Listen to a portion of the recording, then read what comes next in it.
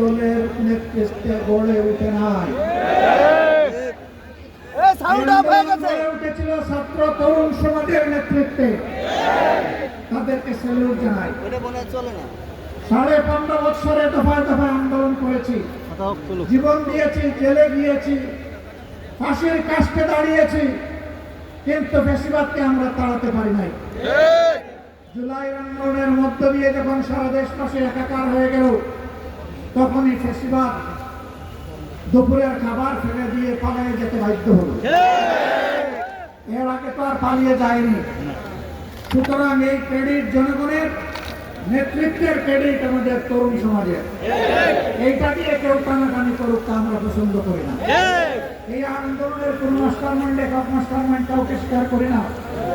এই আন্দোলনের master mind 18 কোটি নির্যাতিত মানুষ। সংগ্রামী বন্ধুগণ, অনেকেই ক্রেডিট দাবি করছেন, কখনো মাস্টার মাইন্ড, কখনো আবার জুলাই শহীদদেরকে ভাগ বাটোয়ারা করছেন।